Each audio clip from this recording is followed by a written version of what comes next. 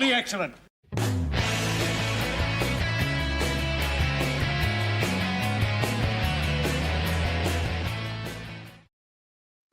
Surprise!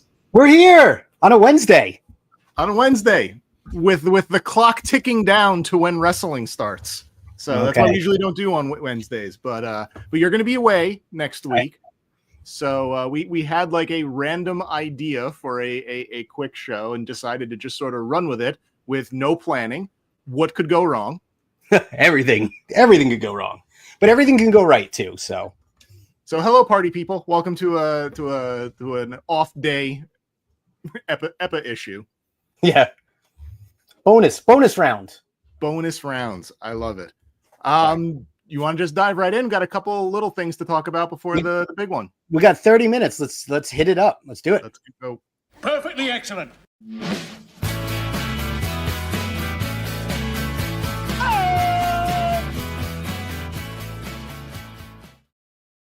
All right. You said you were scrambling for something. I can't believe you could possibly be running out of things. Yeah. Again, it wasn't that I was running out of things. I was looking at things. I'm like, oh, I did that. Yes. We don't have shortage of things. We have things. There are things. So this thing is it's part of a series of things. But since we're pressed for time today, I'm just going to do the one thing.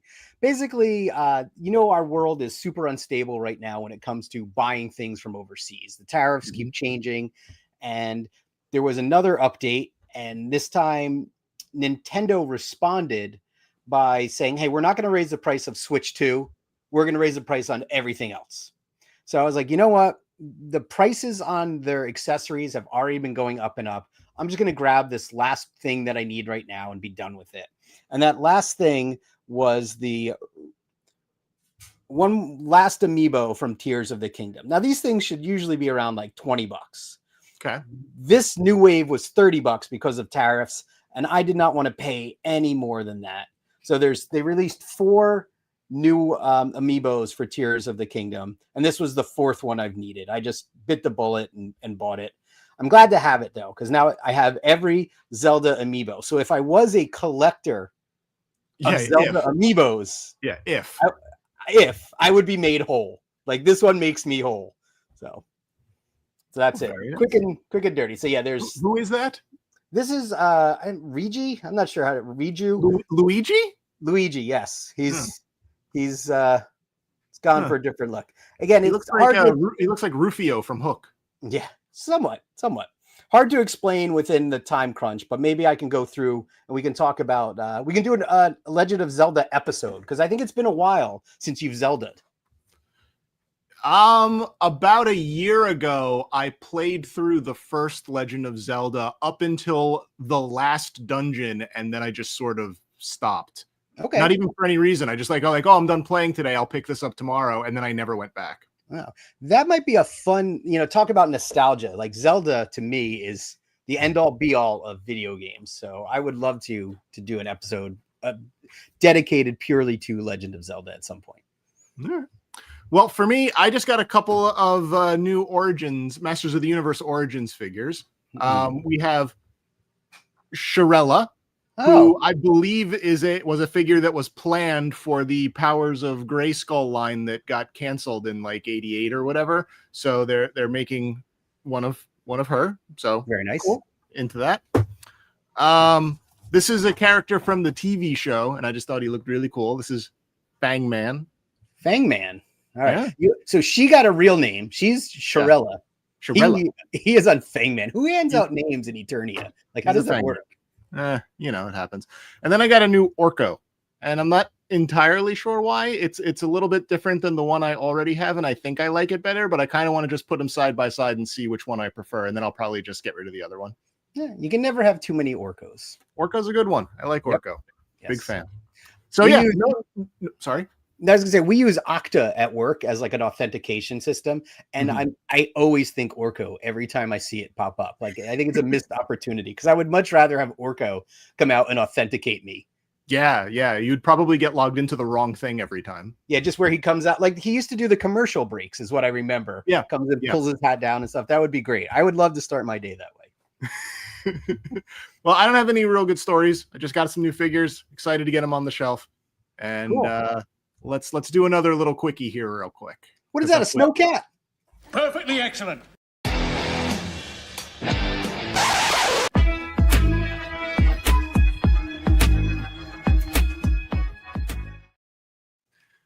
All right, very quick. I don't have anything really new to say, but the current total is 7,819 backers, needing 8,000 to get to the first tier. Ooh, we're close. We're very close to that tier, and we And I say have. we as like I have any skin in this game, but I feel you have some skin because you'll be hearing about it. We have 8 days a week left. I think it's a lock. It's funding. It's just how many tiers are we going to be able to get with the at the end. I'm disappointed I won't be able to live stream this with you in 8 days. I know. That'll be next It's Thursday right? or Friday. Yeah. Oh well. But we'll see what happens. Maybe we'll have a recap of the next week. Cool. We'll see what happens. I won't. You know what? I'll ignore it all, and then when I come back, you can break the news. You'll ignore my texts to you, where I'm like, "Oh, it's at this." Oh, that's true. You're gonna probably be pretty excited. This. All right. I will not ignore. All right. On to the main topic. Let's do it. You have a thing? Perfectly excellent.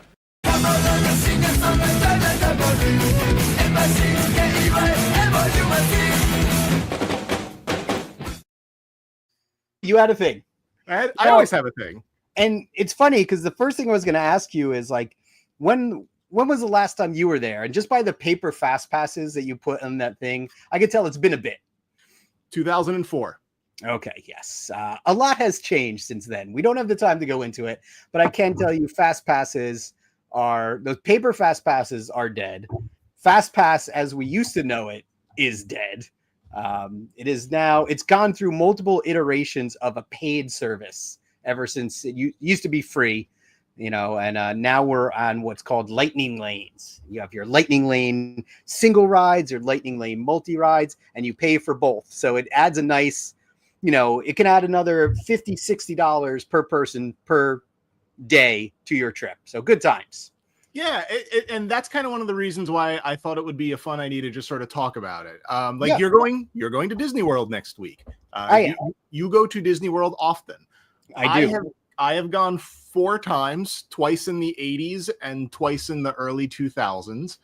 And every time we talk about it, it seems like you tell me something that just makes me go, wait, what?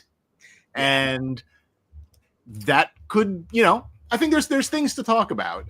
There are things to talk about. What you're looking forward to, and also just sort of some of the things that just sort of break my brain a little bit, like to pay extra to not wait in line. Like, again, saying it out loud, it sort of makes sense. Why wouldn't they want to make more money doing that? But it seemed like they had a pretty decent system there for a while that people seemed to like. Yeah. At least I thought it was a good system. And as you said that, though, like Lone Star and Barf popped in my head. It's like they're not just doing it for the money. Yeah, they're doing it because they are making bank off of this. And we don't have enough time to dive into all of the things, but I will tell you, if you wanted to, you could buy like their Premier Pass again per day, which can be a couple $100. Means you will wait in no lines. You can go whenever you want to every ride and just go right on it. But that's, again, could be $200 to $300 per person per day. So I'm not doing that. Do they limit the amount of those they sell? Theoretically, but they do, because those do sell out. I shouldn't say theoretically. They will sell out busier times of year. But whatever it is, I know Disney is expensive. Like you said, there are a lot of things that make you go, But, and we have been going yearly as we go visit my parents, since it's right there. Like, I can't be in Florida and not go. But before we get into some specific things, I want to say the one thing I'm looking forward to probably more than anything this year in this trip is shutting off for a week and pretending everything is okay in the world. Like, that's top of my list. I'm not going to worry about how much it's costing. I'm not going to worry about what's happening in the world and our country.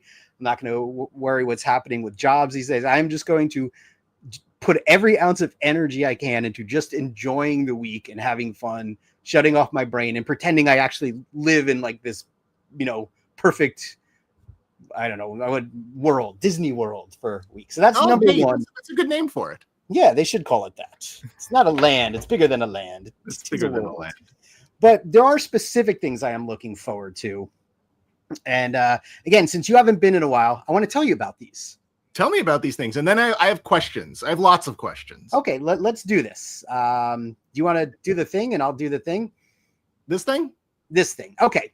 So I'm going to start. I have 5 things teed up because I know we only have 20 minutes left. So first thing I'm looking forward to, and I've already booked my, have I booked this? I think I booked this. Yes. My lightning rings is Tron Light Cycle Run.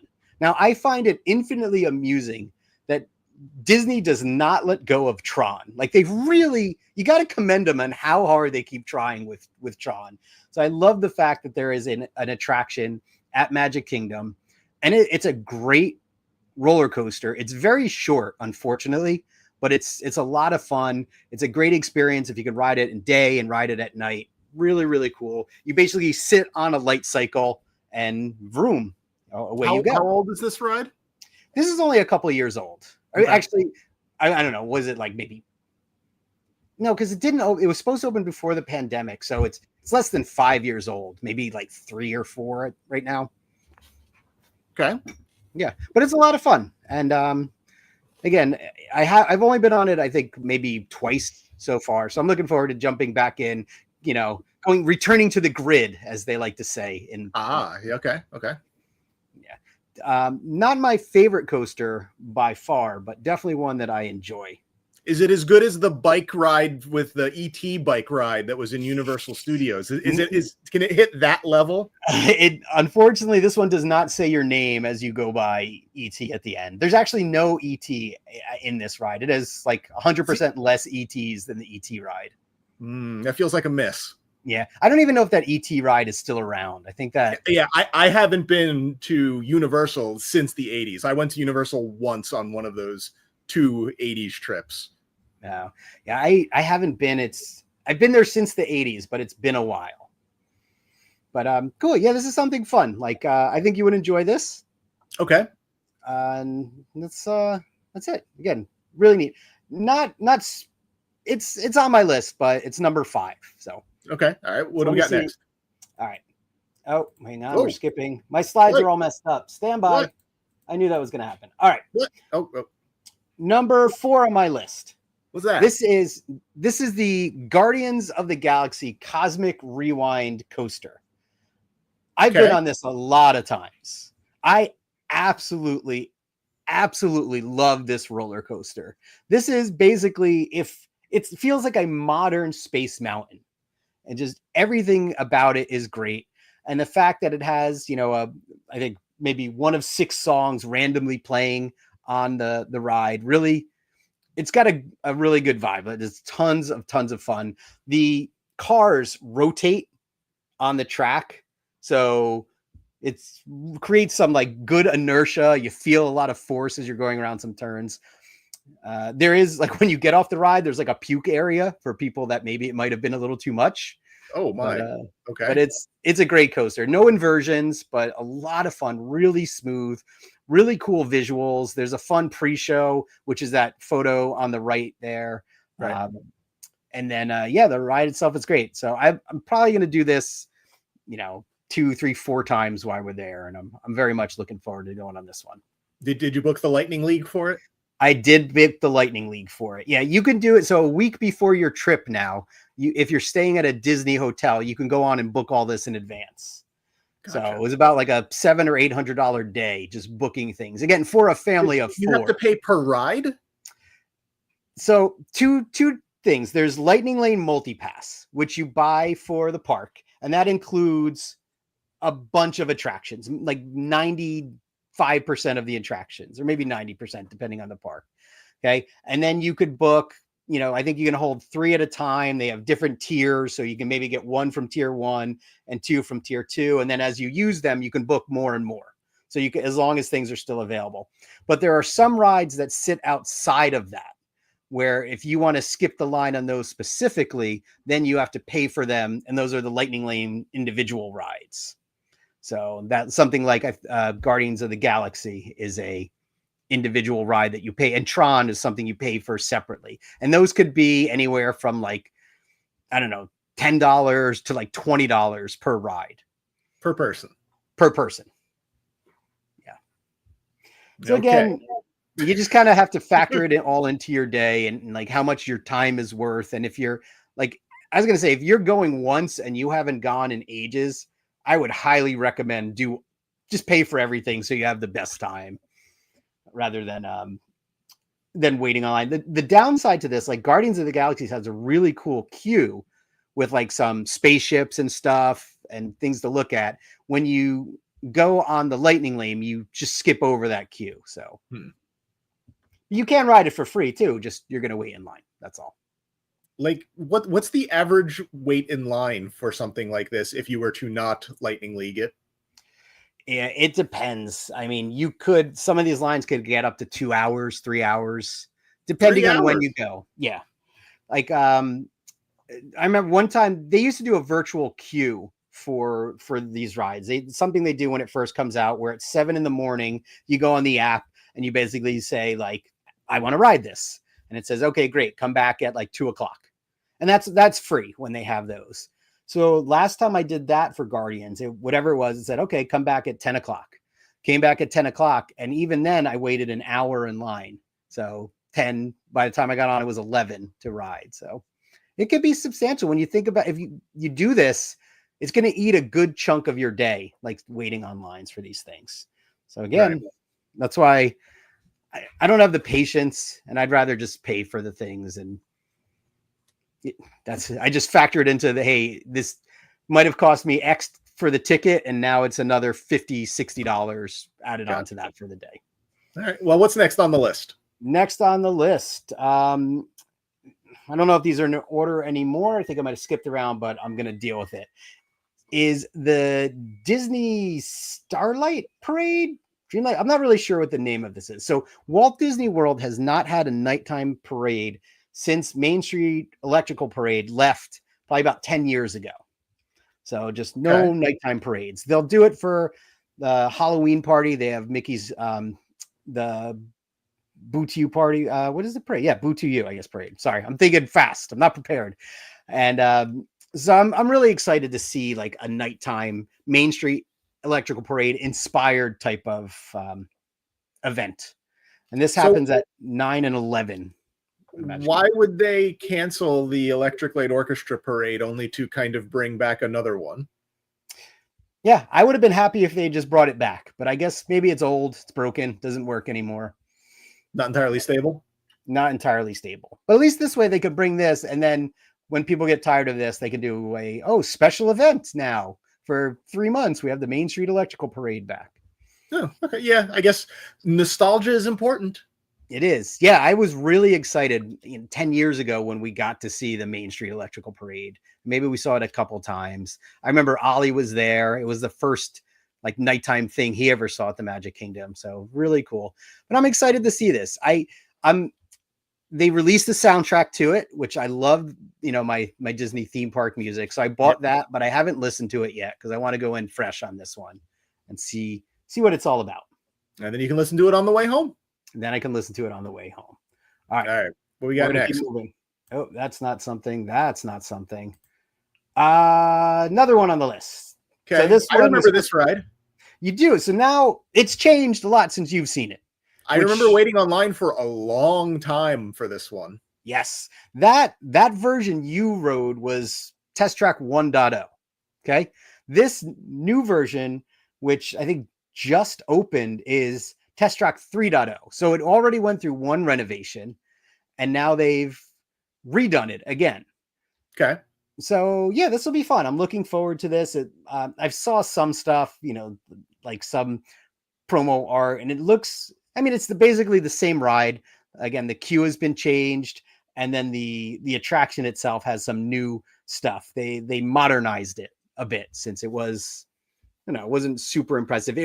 The version you saw, version 1, was really about being a crash test dummy, and then version 2 got it a little more into like more of a futuristic way to design and test cars.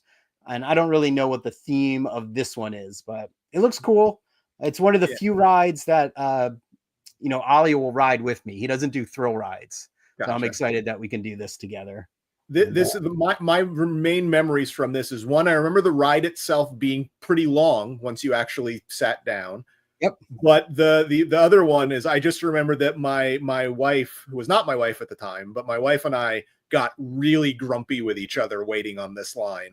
I think the second time in 2004. So I look at this and I just remember getting annoyed with each other. That's fun. I have a picture of you from waiting in line, and you don't look too pleased. Yeah. Yes, I remember that old queue. We used it back and forth. But hopefully now it's better and no one will be grumpy. Hopefully. So you got one more?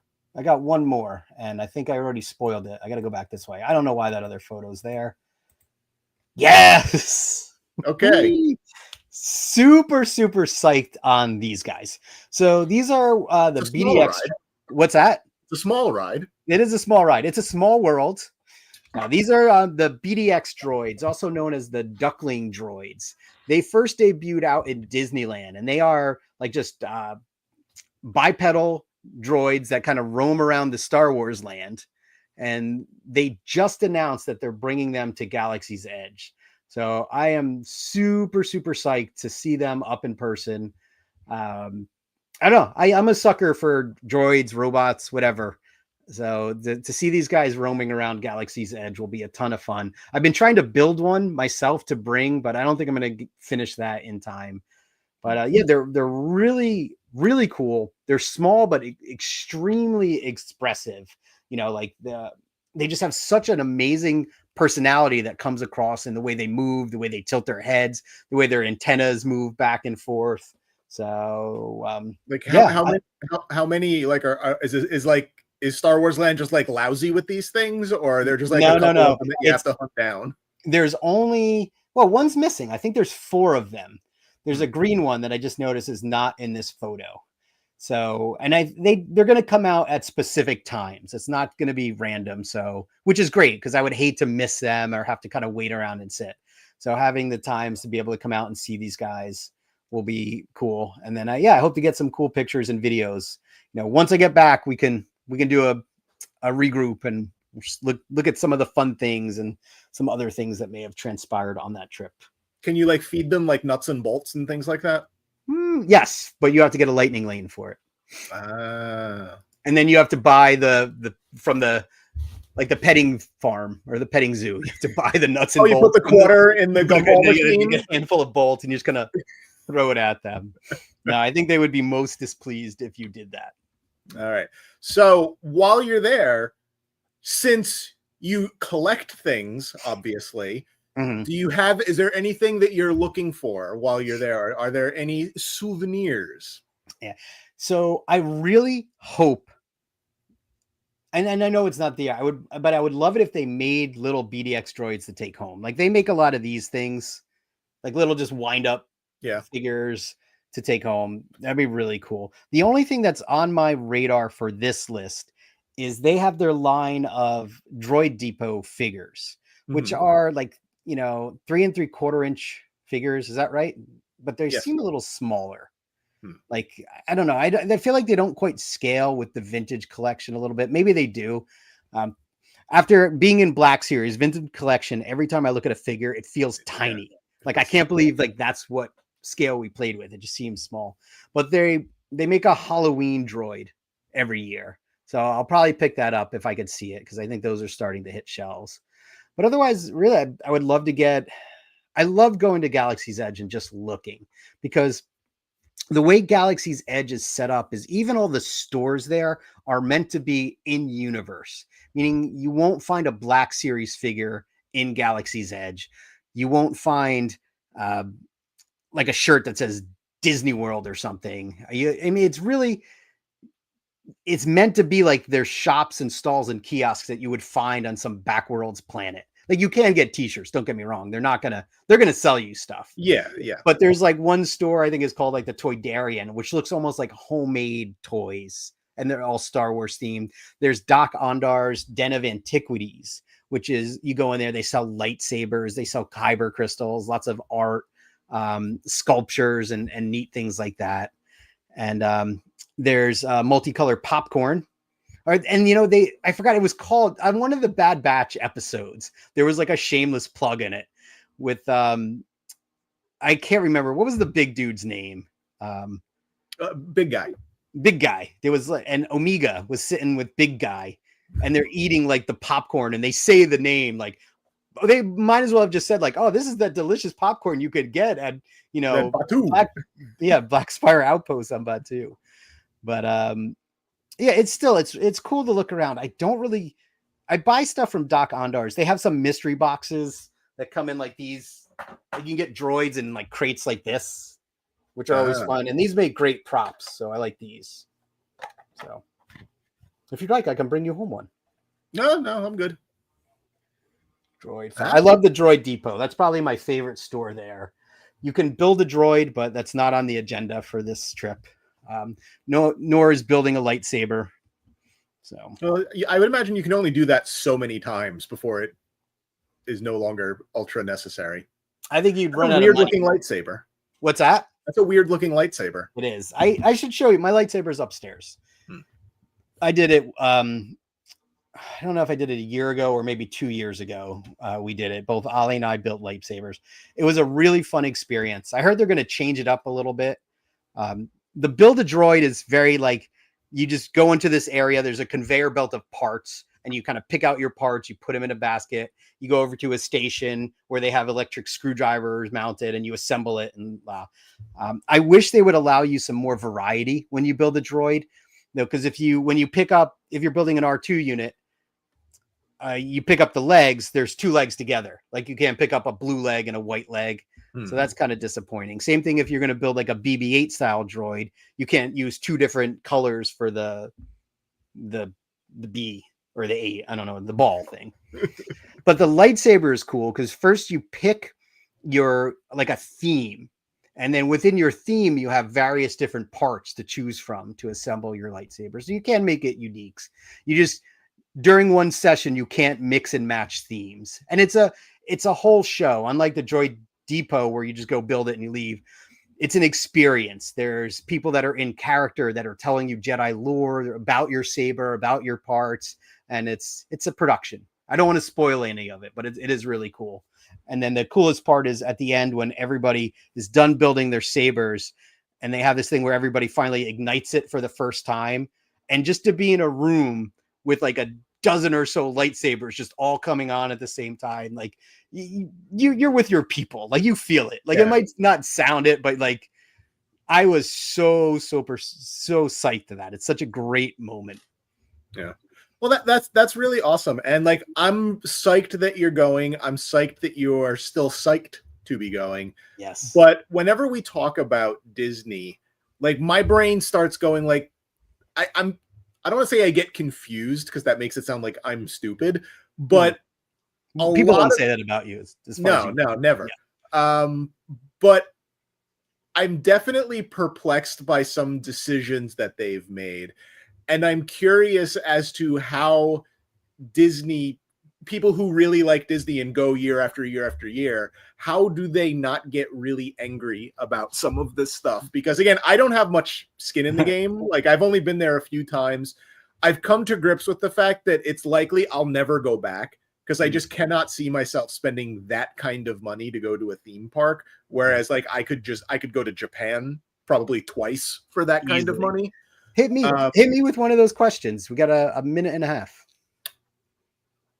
Okay, so the big one for me that I don't understand, because I've seen pictures of the inside of it, is what is the point of having a Polynesian resort if it does not seem to be particularly Polynesian in aesthetic?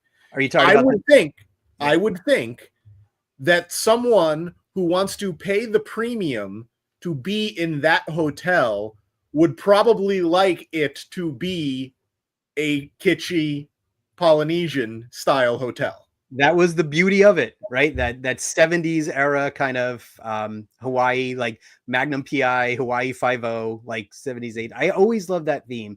And again, we could talk about a lot of this. There's a lot of decisions as a Disney fan that blow my mind. Even as a Disney and Star Wars fan, things like the Star Wars Hotel, which you talk about money and going to Japan, like I couldn't justify that kind of money, that kind of experience in that era of Star Wars.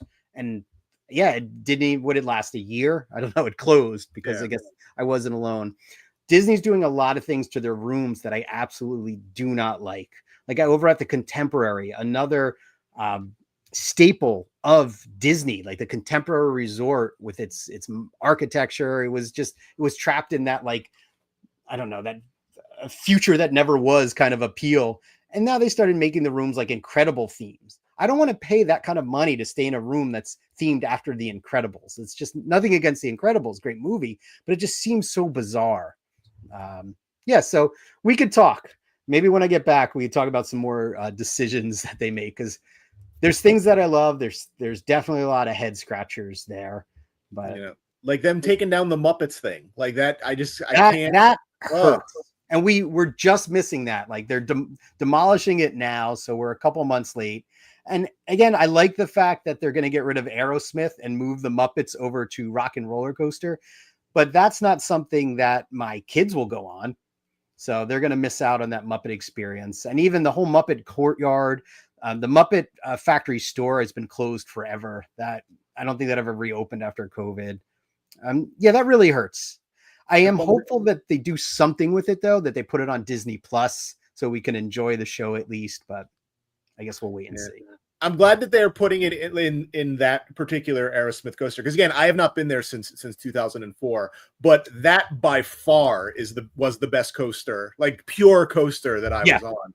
And this is coming from someone who hates Aerosmith, aside from like this 5 minutes where they're playing on that ride. Yeah, that's funny you say that, because I think I'm like the biggest Aerosmith fan when I'm on Rock and Roller Coaster, just because it all works so well. But yeah, once I leave, I'm like, I'm done. But it'll be really interesting to see what they do, how they retheme that. They're not going to change the track. Like you said, that is their most intense coaster in all of Disney. Not my favorite, but it's a great one. It's the only one with inversions that they have there. So I don't think it would be my favorite either, but I think it's the best coaster, if that makes sense. It is the most coaster-esque. Yeah. It has loops and the most thrill ridey. It is a thrill ride. There's lots of thrills, and it has that great launch, and it had Aerosmith. Which is good, because replacing Aerosmith with the Electric Mayhem is only a plus. Like you could not upgrade much better than that. Yeah, but again, I'm nervous because they talked about, I don't know, there's rumors, like nobody knows what's going to happen. We know that the Muppets are coming to it, but they talked about them doing popular songs in Muppet style, and I'm like, oh no, nobody wants that. We want Muppet songs. Are there popular songs anymore? Not from not from the Muppets, from like real people. Well, that's what I mean. Like, are there popular songs anymore? I don't know. Is Aerosmith still around? I don't know. Yeah, I don't know that I'd be able to identify a 2025 popular song, no matter who sung it. That's another great thing for an episode. Like that, not like how I wouldn't be able to name bands, songs, anything. Yeah, but I think we have to do it for the generic Velveeta core bands, and then we have to do it for popular music. Yeah, I'm gonna just keep guessing 88 Fingers Louie for everything. That's a good one. That is a good one. I don't know how we would play this game though, unless we each just like try to stump each other or something. I don't know. It'd be wacky, but we need someone to help. We need a third party to play us a bunch of songs. I have someone in mind, but yeah, I think I know who you have in mind. Anyway, we're not going to be here next week. I hope that you have a lovely trip. Thank you. I hope you tell us all about it when you come back. Although I think the week you're not that you'll be back. I think you're going to do a couple episodes while you are in Florida, just not the week you're in Disney. Yes. And I think we have an episode planned already for that first week with maybe a special guest that's not going to be Disney or Florida related. But when you get back home, I think we can probably do like a big long recap of every wacky thing you did. Yeah, maybe a 6 demon bag or something if it's not if there's not enough. But I'm again, like I said, number one, I just want to shut off. I need a break from real life. That's the big. That's what I'm looking forward to most of all on this trip. So hopefully, I will continue. I'll continue existing in real life while you're there and let you know all the horrible things that you missed. Yeah, please just don't let it get worse. I don't want to come back to a world. But that is don't act worse like off I than like I have some sort of say in that. Like it's my responsibility to keep it from getting worse. Be the change you want to see in the world. Okay, that's what I leave you with. While I'm at Disney World, I will do my level best. all right. Everybody, see you in 2. Bye. Yep. What is that? What are those things called again? I forget. Blurg. Blurgs, right? Blurgs. Blurg night, everybody. Have a good one. Thanks. Perfectly excellent.